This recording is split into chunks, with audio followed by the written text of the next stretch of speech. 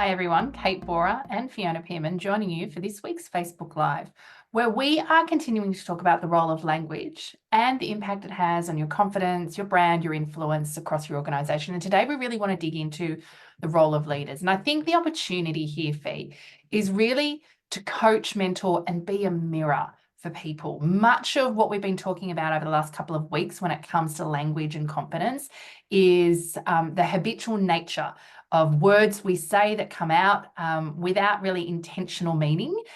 So there is an opportunity for us to help build awareness. And we know that when we do this, sometimes, not all the time, sometimes that is all that is required to drive behaviour change. Yeah, I think leaders have a really powerful role to play here. And I think the first piece we want to encourage you to do is notice. Just start to clue in and really observe some of the language that your people might be using, as we've said, without even being aware of it.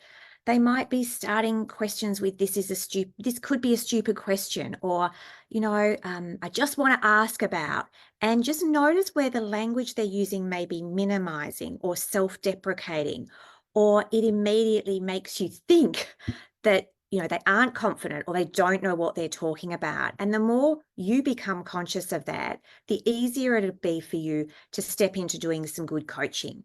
We know that leaders have an incredible role here to ask good questions. What we want you to do is to do this in a way that helps them see and understand potentially the impact of their language. Help them join some dots so they can see that what they're saying potentially is conveying not just the information, but a whole lot of other data points that may not be helping them in their authority, in the way they're presenting themselves, and in being credible with stakeholders. Yeah, I think that piece of being able to step into the shoes, right, of their stakeholders, to be able to be receiving the words and then helping them, so what impact would that have? What might they think? How does that impact how they trust you? How does that impact how they can rely on you or not rely on you equally? How much confidence will they have in your subject matter expertise? Again, asking great questions in a psychologically safe way, right? Because we know that sometimes, shame can come up when we start to dig into this stuff, embarrassment. And so recognizing that, this happens and it's okay. The opportunity, the feedback is being given because you want to support them to be able to be intentional with their language, to be able to be intentional with how they build influence, brand, and profile with their key stakeholders. And that ability to join the dots, as I said, when we can connect that I say that and that potentially decreases my influence, weakens my credibility, all of a sudden that awareness is like, wow, I don't want that outcome. That's not what I want. It's actually the very opposite and often what we're afraid of happening. And so that awareness can sometimes really be a great leverage point to drive behavior change. I think then helping them identify opportunities or alternatives, new ways of saying things, or getting comfortable with silence, which, can be tough for all of us, really.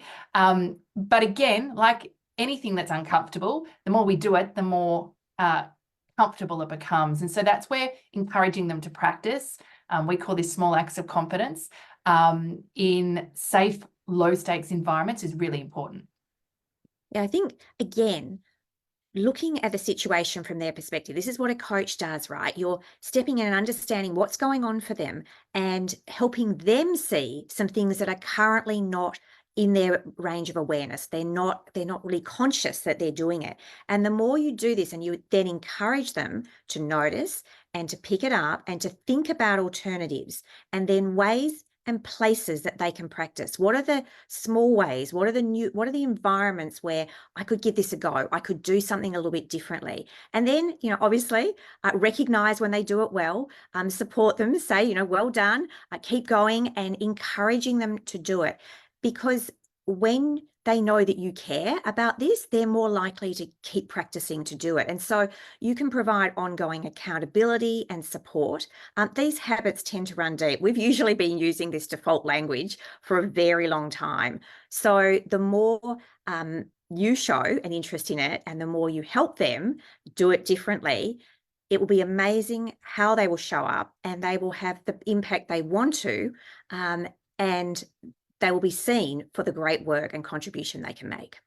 Yeah, such an incredible opportunity for leaders to play a role in what can seem like a small thing, but actually has the potential to have a huge impact on how they feel personally, but equally on the influence and the credibility they have across the organisation.